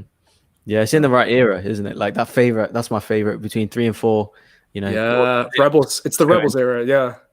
Well, Ace, I like that you said Obi-Wan, but I'm curious, what do you think they're gonna do? Or because obviously we know Hayden Christensen is coming back, and I think he deserves to. I think he got a raw deal in the prequels. Yeah. Everybody knows that, so I think I'm glad and happy he's getting some redemption. But I'm just curious, what do you think they're gonna do in terms of like tying it into the A New Hope? Because obviously when Vader said, when last time we met, I was only the student now I'm the master. So like obviously, and Filoni already said they already said that they're gonna have a rematch. They're going to. So do you think? How do you think they're gonna massage that? And do you think we're gonna see a lot of like flashbacks before their first encounter, and then like what do you think they might do? I'm just curious. I think that's it. I think you nailed it, man. I mean, how cool would it be of just a ton of flashbacks? Like you could even see them in their Clone Wars armor. Give me the armor. Give me the armor. Like wouldn't that be sick? Like you'd see some like Clone Wars moments in live action, and they would just put that on screen. I think that would be cool. I think that would be the way to go. Besides that, I would say I don't know, like maybe some sort of like Force vision or Force communication, Force Skype, maybe. As far as them interacting between, I don't think necessarily if. I'm going way too deep, maybe just because I'm an X-Men fan, but the way that Anakin or Darth Vader projects himself isn't him in a suit. It's maybe him as like a young man who's like still looking like Hayden Christensen. So maybe he projects himself telepathically as Hayden Christensen in like a dark evil mode or something, but not in a suit. And maybe that's his like projection version of himself. Let's go deep because I used to. I mean, for most of us, once the prequels were over, the only thing we had was rushing to the library and dissecting every book that was written. And one of my favorite books is Lords of the Sith. The first chapter of Lords of the Sith, talking through how Vader uses his body and how he's still getting used to it, is like fascinating to me. How he lets the machine be the machine, and he uses the Force more than anything else to just stay to retain some form of normalcy. Like I think he uses the Force to stay grounded, and he just lets the machine do the talking. And I think that's where we'll see Obi-Wan's quote come to be. He's more machine than man. And it's like, so I think that's something to dig into. And the Kenobi comics. I think the Journals of Ben Kenobi is ripe full of stuff to pull from if they want to, because he does leave it's already canon. Like he has left world a few times just because he had to. So do you think he'd stay on Tatooine throughout this whole time, or do you think he's going to have to leave? Yeah, I mean, it's interesting, right? Because I feel like that's the big question, but I'm not sure. I could see it going either way, but it would probably make more sense if he does leave. He'd have to. Yeah. Because, guys, we got to look at it this way. He probably thinks Anakin's dead. Like, there's no way he thinks he survived there. So it's like, maybe something can happen where he just senses, like, oh my God, that's Anakin. What's going on? And he has to leave. Like, hopefully we get like a young Luke, and he's like, all right, Luke's fine. He's over there, taking a nap or whatever. And he's got to bounce, and then he's got to go on a mission to try to maybe see, like, to redeem him. Because he's always said, like, oh, there's still good in him. So, I mean, that's where I think he can start to feel that, like, there's still some doubt in you, a little bit. So I think he has to go off world. He just has to. Maybe see Bail Organa. That maybe some missions. Yeah. Well, Liam Neeson. Anyone? Some Liam Neeson's dough. Boba Fett might be. You know what's interesting, man? Because think about it this way: we have the Mandalorian, Rangers of the New Republic, and Ahsoka going on at the same time. Like they can all intersect, right? Where we could see Ahsoka pop back up in Mandalorian, and Mandalorian pop up in Ahsoka. What if Lando, Obi-Wan, and the Cassian Andor show all take place around the same time, where we can see intersecting between, like we could see Obi-Wan go on a mission with Cassian, or see Lando pop up in a Cassian Andor show to do like a smuggling run or something like that, where he has to smuggle him somewhere. Like we could see that. And I think that'd be kind of cool if we have those three shows and these three shows taking place at the same timeline and have them interact between the two. And that's a way to get the actors to pop up more. I mean, it's highly possible considering the COVID situation and the fact that they're using that Skybridge technology, and they're building more of them. So a lot of these shows are probably filming at the exact same time, probably like back to back from each other. So it's highly possible. And don't forget the book of Boba Fett. So there's 4 shows taking place at the same time. Yeah. True. So even the Bad Batch, technically, if they want to be brave and add some, because we know Fennec Shan's in that, right? So potential there. Yeah, that's what's cool, man. It's exciting. No, I was gonna say, what do you, Ace? What do you think about the Boba Fett after credits thing, which was bold too, by the way, because they really haven't done that. So I was looking at the timeline. I was like, wait, why is it ending so early? And I was just like, let me just listen to the music because I love the music anyway. And I'm just like, la la la la. Oh, the thing was they didn't suggest a new title. Usually Disney Plus is like, oh, credits are rolling. Hey, what do you want to watch next on Disney Plus? And that didn't pop up. So to me, I'm with Sean. I saw just so much time left. I was like, man, there's like 20 minutes left. Yeah, I was just ended. I'm sure there's something here. So I was just kind of like listening along, and then the post-credit scene popped up. Yeah, I might have the hottest take of them all. I thought it was cool. I thought it was I wasn't like, how's that a hot take? Because I saw a lot of people being like, the post-credit scene just blew away that episode. And I was like, I thought the episode was way better than the post-credit scene. That's just my opinion. Those are the Fett fanboys who have been waiting like... Yeah, I get it, but I was like, a Boba Fett show, that's cool. But to me, like, the Luke moment was way better. The Grogu moment, saying goodbye. R2-D2 showing up to me is still better. Yeah. Like, all that to me was better than the post-credit scene we got. I mean, it was cool. We saw the EE3 carbine rifle that Boba Fett has. He still has it? I thought it was cut in half. I was like, wait a minute. That doesn't... What? He cut it in Return... Never mind. He did cut it in Return of the Jedi, but still. Bib Fortuna blowing up the way he did was crazy. By the way, that's my dog. Sorry about that. It's okay. But yeah, Bib Fortuna let himself go. He wants to look like his old boss. I was like, damn, bro. Oh my god. Hey, when you're running things, you just let yourself go. Just let yourself go. Yeah. Do you want to see him? Do you want to see like because they were saying, and I kind of agree, like they might do it chapters wise, like the Mandalorian is. Do you want to see chapter 1 is how he got out of Sarlacc pit? I think that has to be the first episode. That's just me.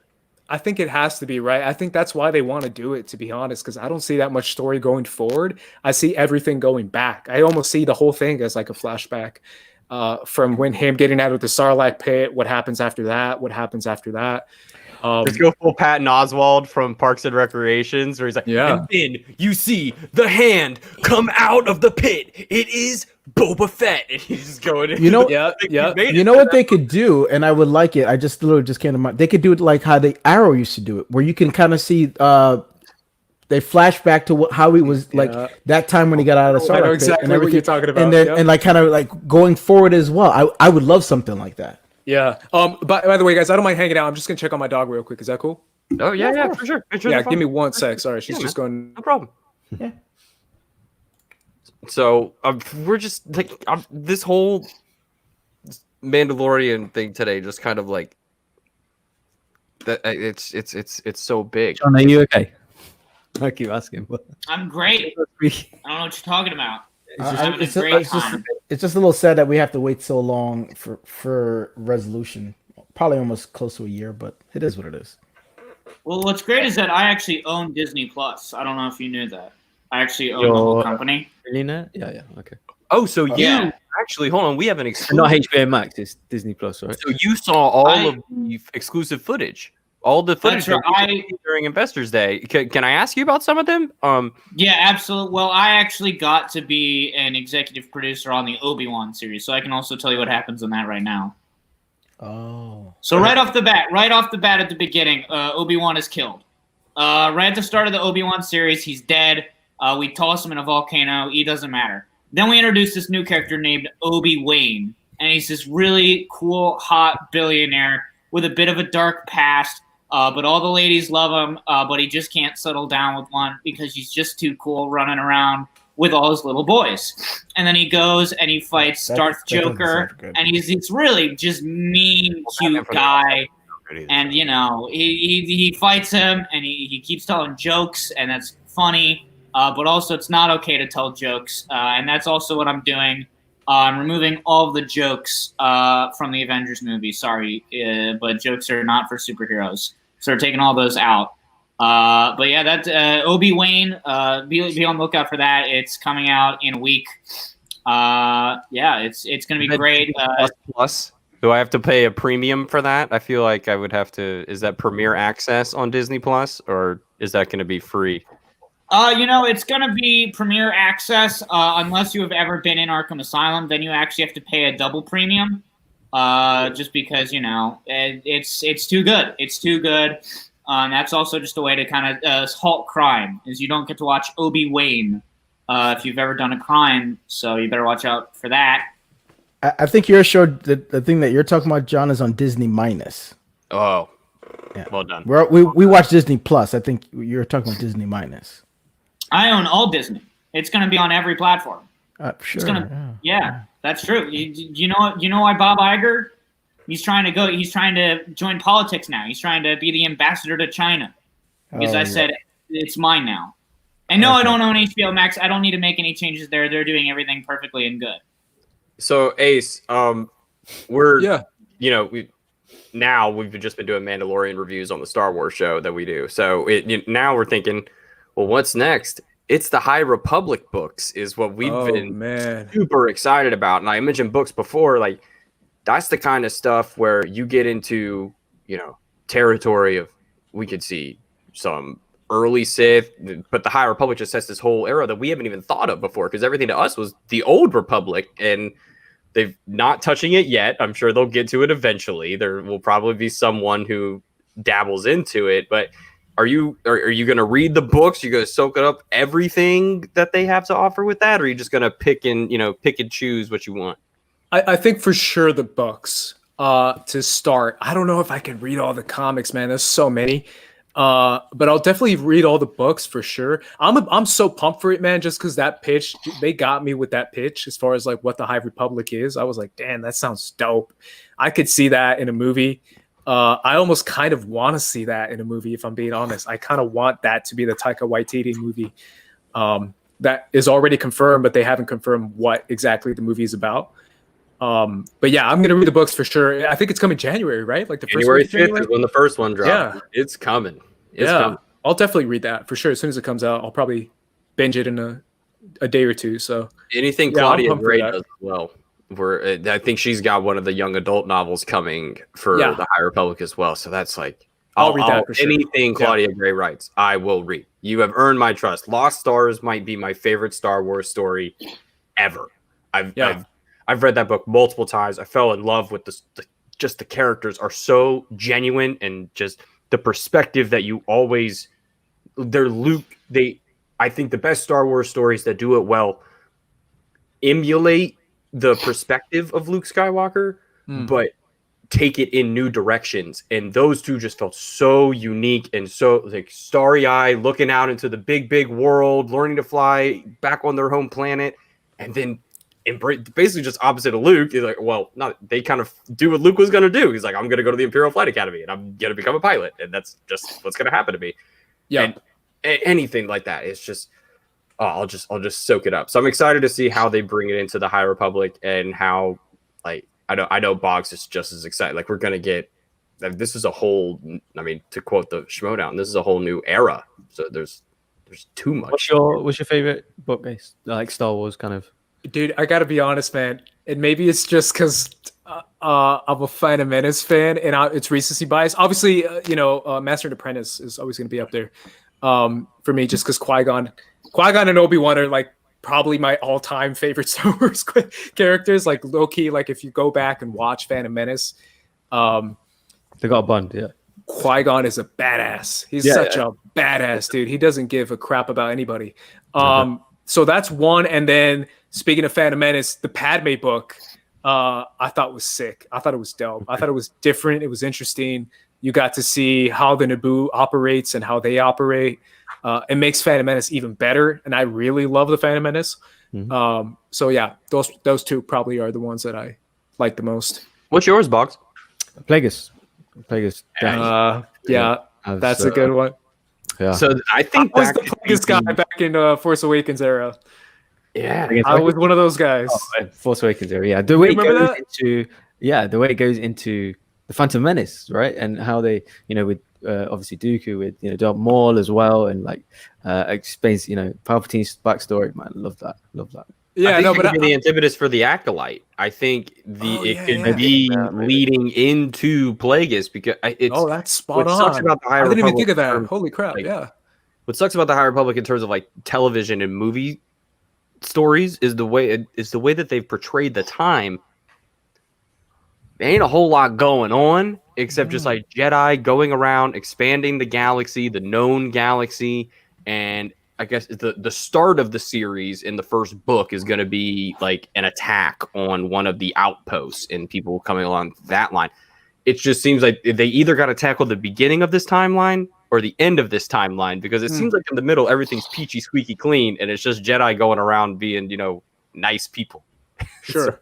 so That's a great point, man. I mean, it could definitely lead into Plagueis, the Acolyte, right? Because it said it's the latter half of the High Republic, also leading into some dark biddings or something like that. They mentioned like some sort of dark side like avenue they're going to go into. To be honest, man, that's the show that has the most like potential, right? Because it's the one we know the least about. Everything else, we know who Lando is, we know who Obi-Wan is, who Cassian is.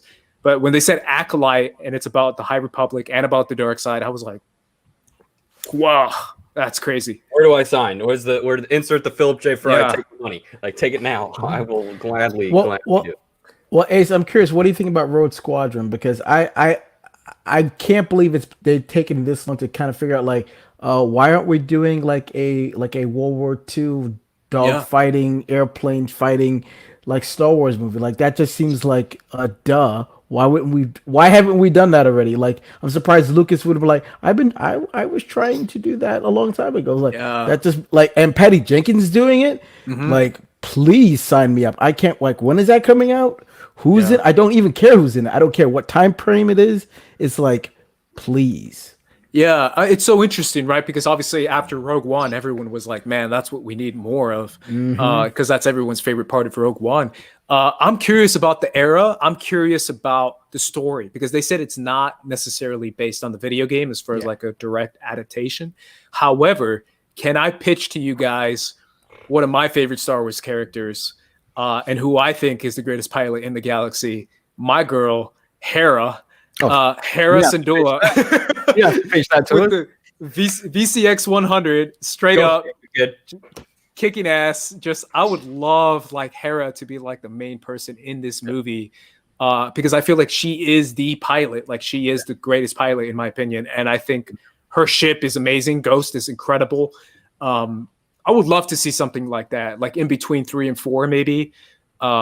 Maybe it could be like a pitch off or a lead off from the Cassian Andor show, something like that, where you can make it work within the universe, and you can make it fit inside the rebellion. I think that'd be amazing. Besides Sabine, she is the character I feel like is most ripe to be just milk that for all it's worth. Oh yeah, everywhere, anywhere, on T-shirts, on toys. Like I want to see Hera everywhere. I think she's such a cool character. Her dad Chen he's in Lords of the Sith. He's one of the people who's trying to kidnap Palpatine, and he's just an integral part of the direction of the rebellion as any other person you can name. He's one of the original cells, and the way that she leads from that and evolves into the character that you see by the end of Rebels. I have to see the woman she becomes by the end. Like, how is she affected by the entire rebellion? We see the shot of her and Jason at the end of the show flying the ghost, but like, I know that's not all you're doing. Like she's very prevalent. Like she's around all the time. So I think if you could see, I would hate it if that's all she was, but if she's just like, to use the prior analogy of like an NPC in the movie where they're just going to General Syndulla and they have to get a mission from General Syndulla and Admiral Antilles, if they could bring back Wedge, I think that would be pretty great. But to get her backstory would just be, we would be lucky, I would love it, It man. would just be so good. It would be so hard for it to be bad. You would really have to mess up for it to be bad. Yeah, I would love that. It's so good. For sure. Bogz, anything else? No, man, just Ace. Thank you so much, man. Yeah, man. Thank you for having me, guys. This was great, man. Obviously, shout out to Batman. I know he's doing his thing I just up in bought Gotham. space. Yeah, we turned it into a Star Wars special, but you know, we're You guys heard about that thing, the Guardians? Yeah, I'm using that to finally get into space. That's what I'm gonna- Batman did. So Batman I'm building a giant arena so I can fight Elon Musk. I'm gonna beat up Elon Musk. I'm gonna take his name. So you want to be the Amazing. first man to Mars. I get it. That's right. Yeah, thank you guys. Honestly, this was great. I love talking to you guys. Love talking Star Wars and anything else. So let me know when you guys want me on the Star Wars show you guys do. definitely. Fantastic. We will for sure. We go every Friday. Since Bogz is UK, we usually Oh, dude, did I mess up your time? I probably did. My bad. So man. late, yeah, I ain't gonna lie. It's like Yeah, sorry, dude. He stayed out. He it's can like weekend. 3 a.m. Yeah, it's weekend. Yeah, to be fair. Ooh, my bad, bro. No. So for you, Ace, for other people, no, but for you, man, I had to have you on. So Yeah, all good, we have to man. talk some Star Wars with you, man. So yeah, For definitely. sure, man. Yeah, it's worth it. Yeah, let me know next time for sure. Anything Well, you want to plug? Anything you want Yeah, to man, plug away. Yeah, obviously my YouTube channel, First Cut. RB3 and Sabrina are my co-hosts there. You can find us reviewing movies, shows, talking about the latest movie news and stuff like that. We just did our First Cut live yesterday. We're going to be doing more stuff, probably even a Patreon and coming in 2021. So you'll see us there with some commentaries, some video essays, all that stuff over at First Cut. So if you just follow First Cut, subscribe there on the YouTube page, and then on social media, First Cut TMO.